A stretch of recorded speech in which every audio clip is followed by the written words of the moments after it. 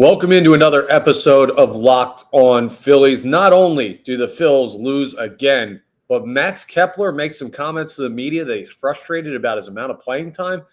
All right, the Phils need to figure this out on today's episode.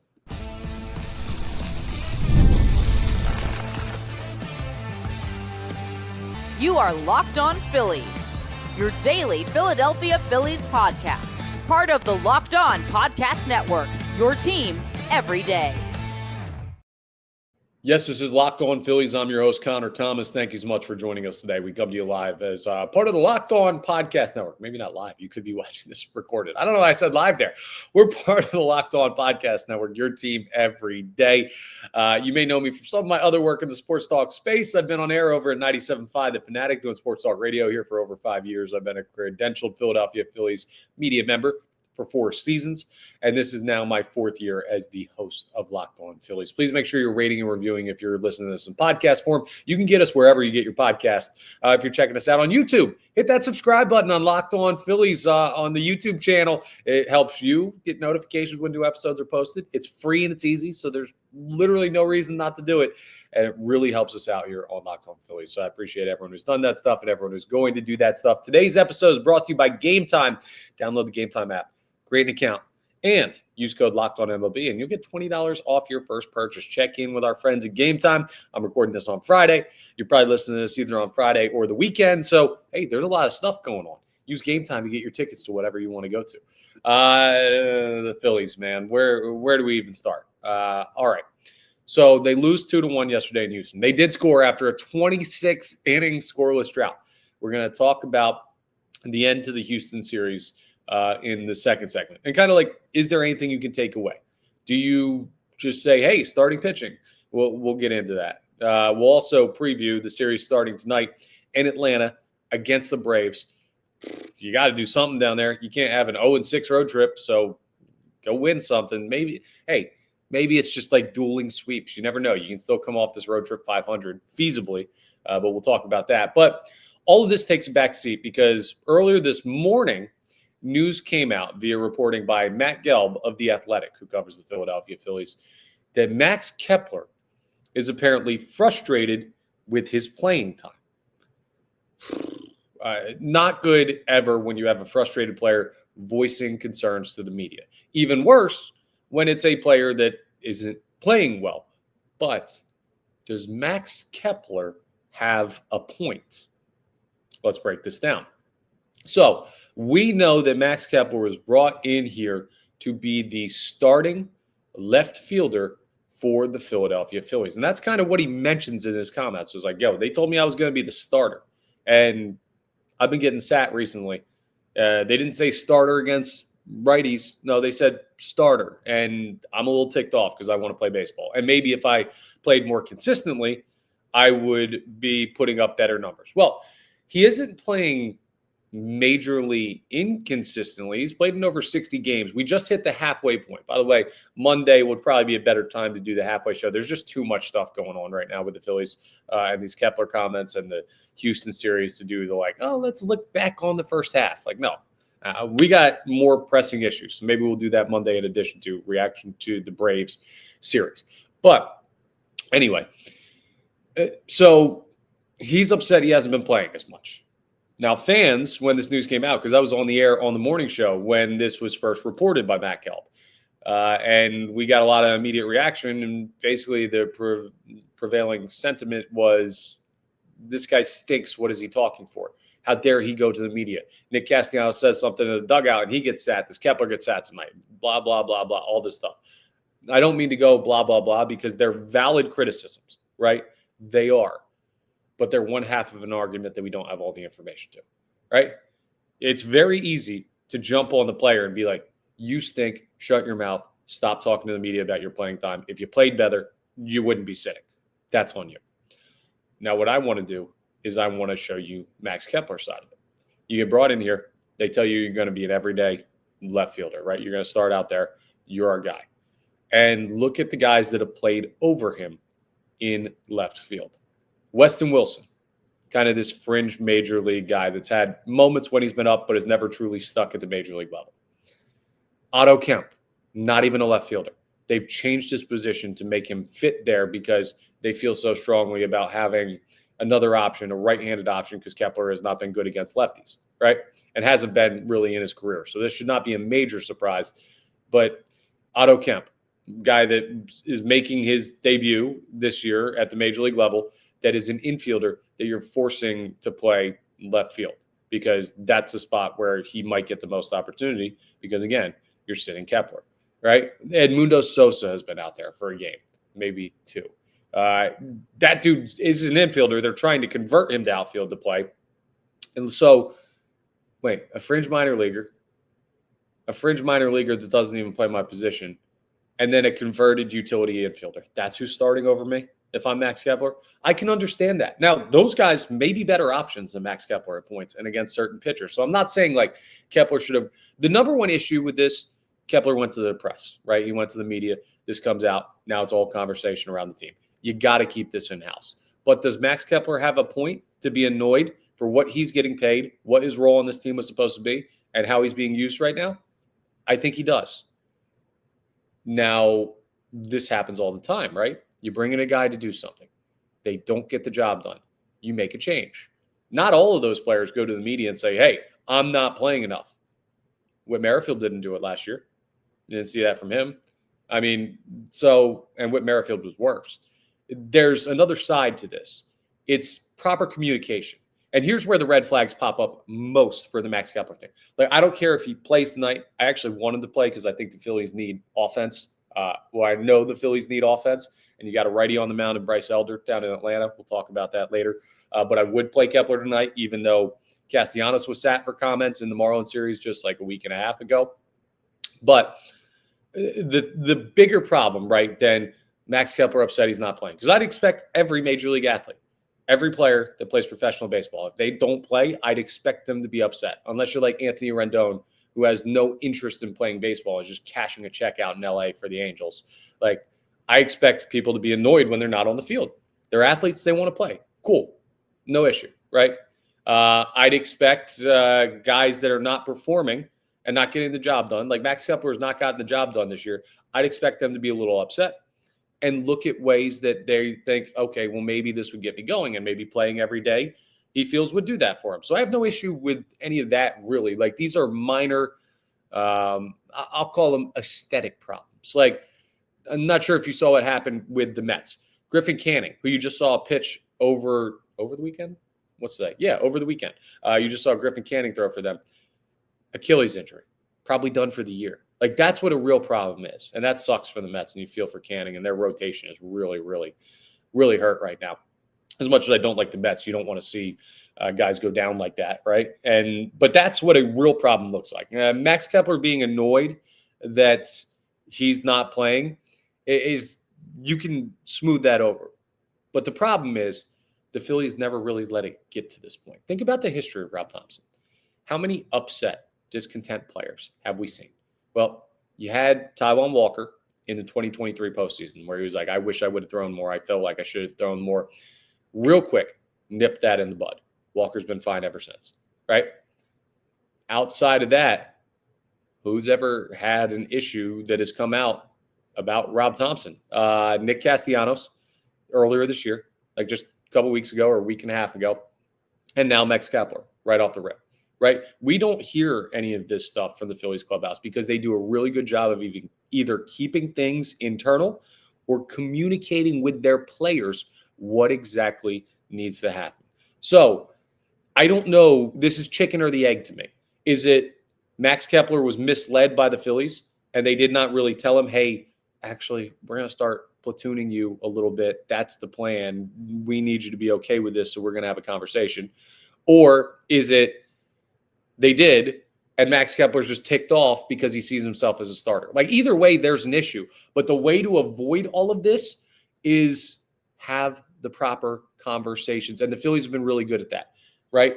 They've been really good at making sure that, like, if you're changing a role of a player, Taijuan Walker, great example again, you're going to go to the bullpen. Now you're going to be a starter. Now you're going to go back to the bullpen. And Walker made comments. He said, hey, I want to be a starter, but I'll do what the team needs. And that's because they set the proper expectations. It doesn't let Kepler off the hook for going to the media. But what happens if you sit Kepler down and say, hey, we're going to start platooning you. And he goes, that's BS. You told me I was starting. I'm ticked off. Why would you do this to me? Those guys aren't as good as me. Then you know what you say is you say, okay, well, this is our decision. You're going to have to deal with it. You better not go to the media. You better not go to the press. Do not bring this outside the locker room. We understand you're upset. We will work on this, but you have the conversation, all right? That's it. And then it's on Kepler to keep his word. So I'm not saying like Kepler's faultless, and I'm not saying, though, on the contrary, that the Phillies are faultless for how they've handled this communication-wise. I don't know. I'm not privy to these conversations, but be careful if you vilify Kepler, because we don't know if he's truly been misled. It's easy to look at a discontented player and say, buddy, you stunk this year. You better understand this. But there's more at play here. The thing that bothers me most is this locker room, for the first time in the Rob Thompson era, feels a little bit unsteady. And if you lose the locker room, that leads to slumps like the Phillies are in right now, becoming bigger slumps. Problems that exist throughout the season. The team feels less connected, which means less performance, which means longer slumps, which means when things go bad, they feel worse, rather than believing in the guy next to you and pulling out of it sooner than other teams would. And that all leads to a lowering of the ceiling of a baseball team. So much more important of, should Kepler be upset he's not playing, is why is this stuff starting to get out? Why are these conversations not being had? Are the Phillies in a unstable spot with the locker room? That's where I'm keeping my eye. We'll also be seeing if Max Kepler's in the lineup tonight or not. I don't know, but that's going to give us a good idea of how seriously the Phillies are taking these comments. It could have just been like, I wish I played more. I want to play more. They told me I was going to be the starting left fielder. I don't know, man. And he's not as ticked off as his comments make him seem. I've only seen the comments in print, and we haven't seen the reaction to it from the Phillies yet. So we'll see. But not great news for the Phillies, especially coming off a series in Houston where they got waxed. Speaking of, we're going to talk about Game 3. The Phillies scored a run. That's an upside, right? But they still lost, and they got swept, and they scored one total run in the series. Do you wipe this series against Houston? We'll talk about it coming up next as we continue today's episode. All right, let's talk game time here, because have you ever decided at the last minute to head to a ball game with friends or family? Maybe it's game day, and you suddenly realize you want to be in the stands. That's exactly where game time comes in. It's the easiest way to grab last-minute tickets without the stress. With the money you save on tickets, you can splurge on food, drinks, merch, or even invite a bigger group to come with you. Game Time makes it possible. Game Time makes buying tickets fast and simple, and prices on the app actually drop the closer you get to first pitch. And they've got incredible last-minute deals, clear seat views, and a lowest price guarantee that takes the worry out of buying. If the Phils weren't down in Atlanta right now, I'd be looking at what I'm doing on my Friday night, saying, maybe I'll go down to the yard. They got to score this series, right? Anyway, Game Time is the official ticketing partner of Locked On MLB, making it easy to browse the app for an exciting upcoming MLB game. Phils come back after their series with Atlanta. All of these games are big. You're going to want to be in the building. Hopefully, the team gets it rolling. Game Time has last-minute tickets and zone deals for big savings, like 10% off, exclusive zone deals for FIFA Club World Cup matches. Some of those games are in Philly at the Link.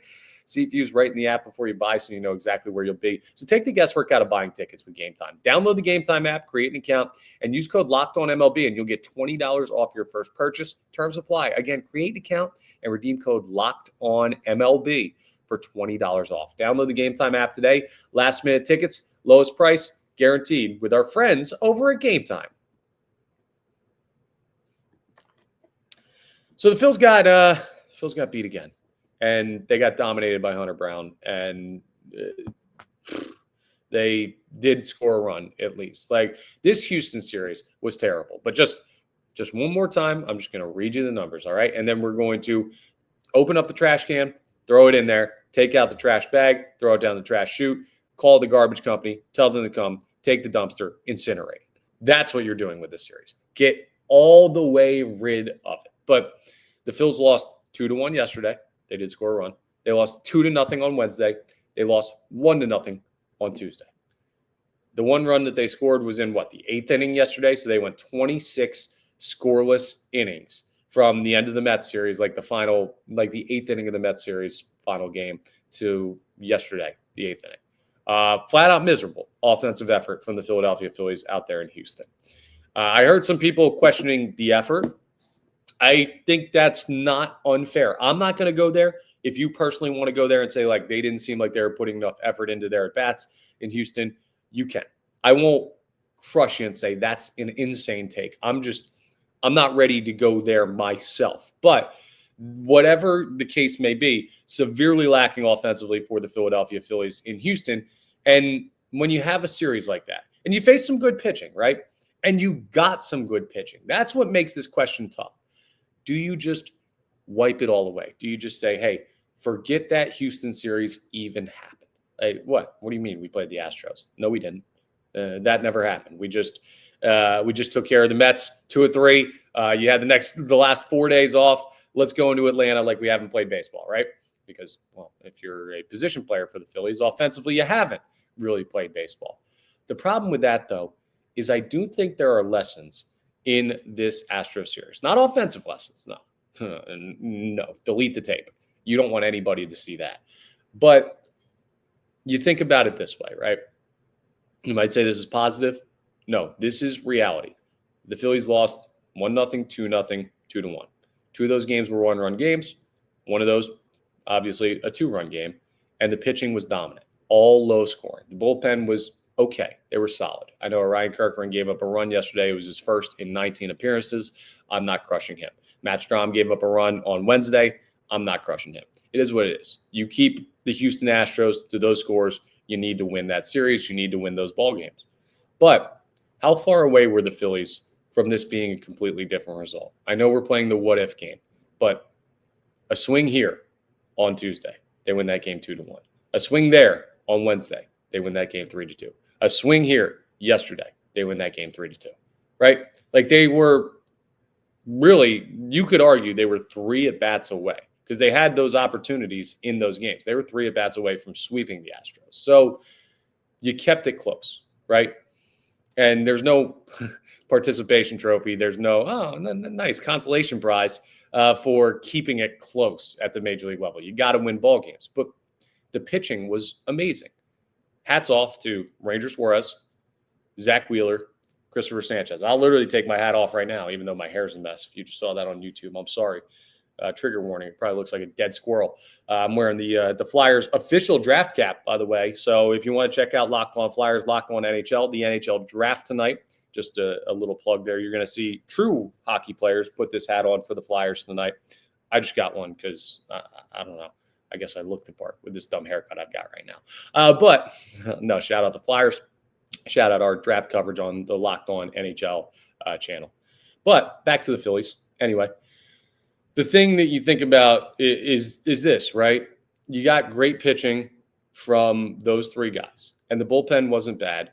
And you say, okay, feasibly, will the Phillies have another series this year that bad offensively? The answer to that is no. Right? That just, it doesn't happen. And people will say, oh, it's this team. This team's capable of doing it. They're not as bad as getting shut out twice and scoring 1 run in the 8th inning of another game. Like, they're just not. That's a once-in-a-season type of series. And the pitching was not once-in-a-season type. We've seen that from Ranger. We've seen that from Wheeler. We've seen that from Sanchez. All right? You're going to get that type of starting pitching occasionally, right? But not once in a million years. That felt like a once-in-a-million years offensive series for the Philadelphia Phillies. And I get people say, well, this team goes cold all the time.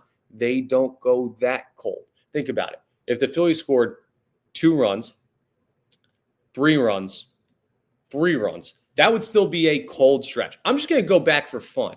And we're going to look at the series against the Pirates where the Phillies got swept. They scored 4, 1, and 1. Like, even in that series, they scored 6 runs. They would have won a game against the Astros scoring 4 like they did in the first game against the Pirates. And that was like Skeens was in there. So my point is this. Even in bad series standards, this was a worse series than bad for the Philadelphia Phillies. So do you look at it and say, all right, you just need to do, like, you don't even have to get hot to win with this pitching staff. That's one of my main takeaways, right? You don't need Bryce Harper back hitting 300, a bomb every 10 plate appearances. You don't need Kyle Schwarber going yard every 8 plate appearances. You don't need Trey Turner batting 350, 360, 370, right? You don't need Nick Castellanos to have 3 doubles in a game. You need to score like three runs. That's it. That's not that hard to do, especially when this lineup is actually good. Like, you got to project out. Harper back. Maybe Justin Crawford called up. Maybe a trade deadline acquisition. Maybe a retooling of the team to figure out how this fits best as far as lineup's concerned. But we just hit the halfway point of the season. All right. There are a lot of things still to be figured out. I will tell you one thing. This pitching, the starting pitching, ain't going anywhere. So you can hang your hat on that if you're the Philadelphia Phillies. So it's not like you gave up 10 and you got shut out.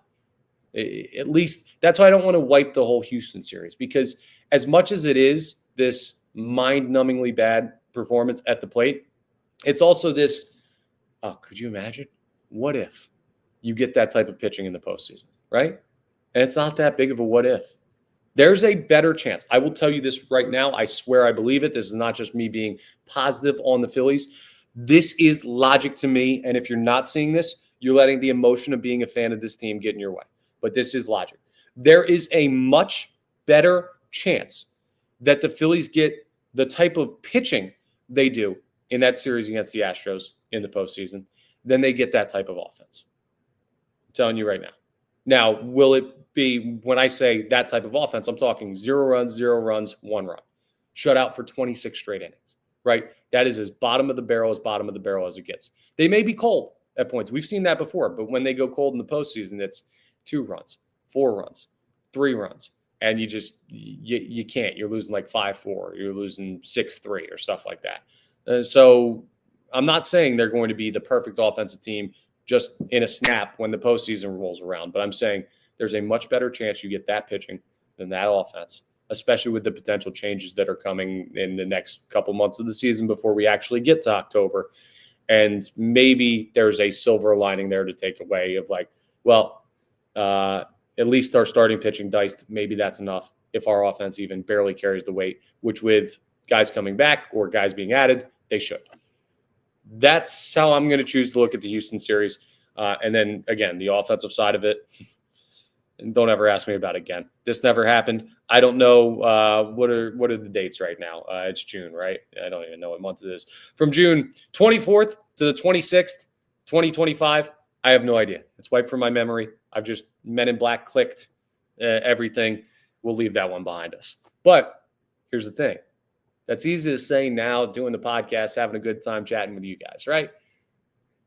The only way that we can actually wipe the series is, well, you got to give a little bit of toilet paper to wipe it away. And you got to give something for the fan base to use, which is why tonight against the Atlanta Braves is very big, because if you do not bounce back against the Braves, well, then it's just a compounding issue. So how do they give us a reason to wipe the Houston Astros series? They got to find a way to win the series against the Braves. We will talk about that coming up next as we wrap up today's episode of Locked On Phillies.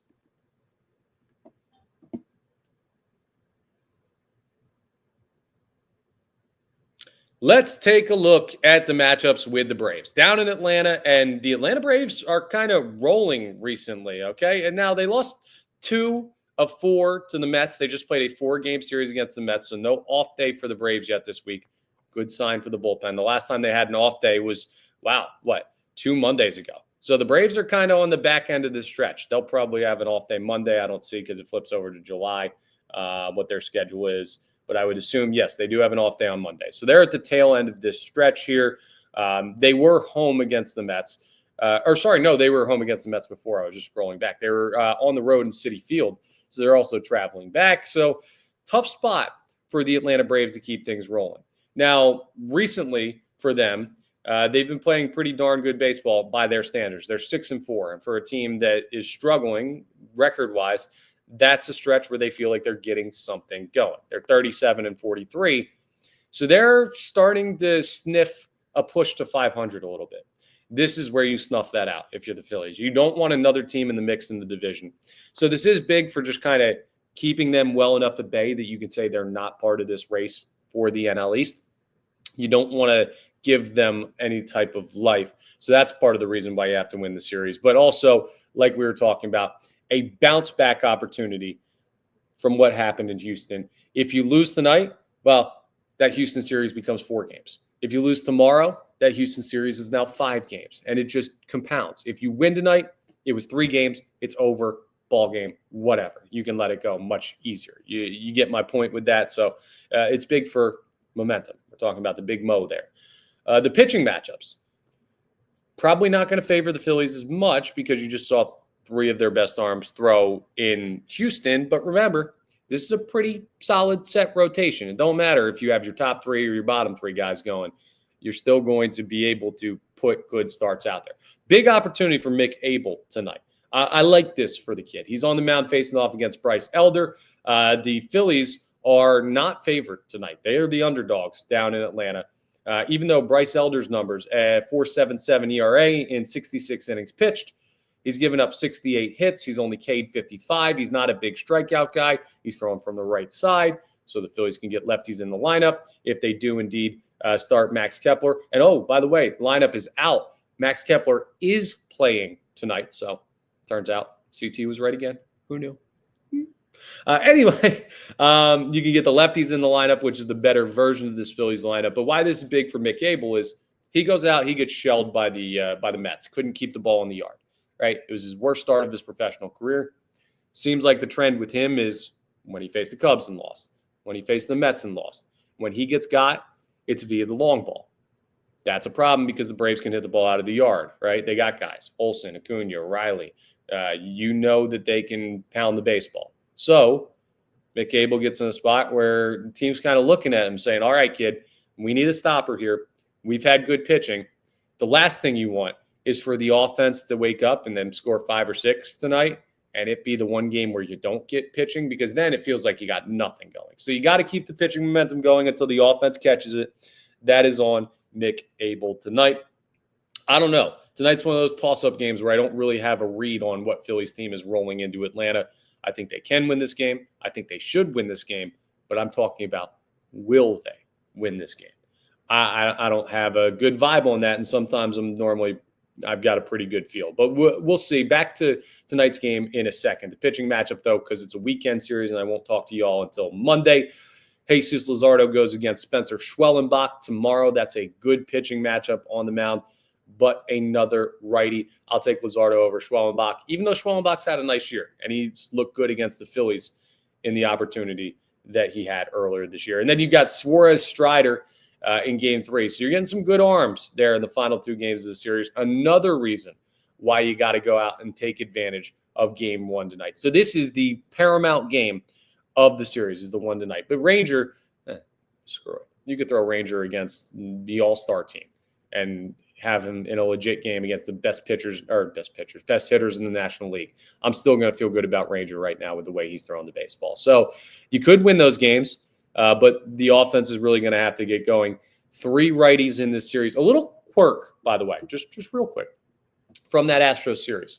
Game 2, they threw 5 left-handed pitchers in the same game for the first time in Astros franchise history. That's the first time they've ever done that, right? Kind of shows you the attack mode against the Phillies right now. Without Harper, with the right-handed bats kind of lacking a little bit, teams like to go lefty-heavy. You're getting 3 righty starters, just how the rotation matches up against the Atlanta Braves. So maybe this is our test group of, are the Phillies really struggling offensively, or are they just struggling against lefties? And that makes it even more clear that they need to add a impact righty bat at the deadline if they are so inclined, and that's Dave Dombrowski's thing. And they should be so inclined, and I need them to do that, but I don't know. We still got a month. A lot of stuff will reveal itself in the next couple of weeks as they start to get trade packages ready. But Game 1 is most important in this series. Then let the chips fall where they may with Luzardo and Suarez on the mound. You're going to win one of those games, I believe, just by the quality of pitcher you have. And tonight, the guys that I'm looking at, I'm just looking at their careers against Bryce Elder. Alec Boehm is 3 for 7.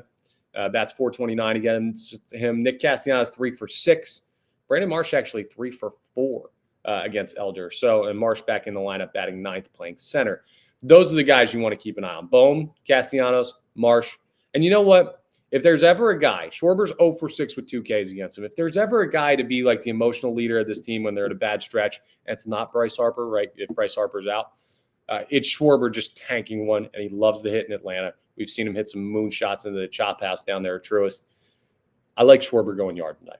And I like the Phillies winning this series. And if they're going to do that, they got to win tonight. So then I guess I like them winning tonight. I don't know, man. We're in topsy-turvy land with this team. Maybe score 2 runs tonight. Maybe score 4 runs tonight. Yeah, you know what, actually? You can even score 5 or more runs tonight. You can score 7 or more. Right? I'm just putting these options out there for you, Phillies. Get the offense going. Don't start to press. Keep your approach. Let it come to you. You're a good enough team to score. That's my advice to you for tonight's game against Bryce Elder.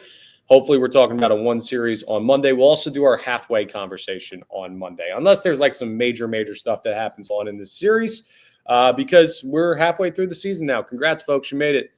We're only half sane at this point, too, with the way the season is going. But that's all for today's episode of Locked On Phillies. Thank you so much for joining us. We are part of the Locked On Podcast Network, your team every day. Please make sure you're rating, reviewing, subscribing to the YouTube, all that great stuff. It really helps us out. And I'll talk to you Monday on the next episode of Locked On Phillies.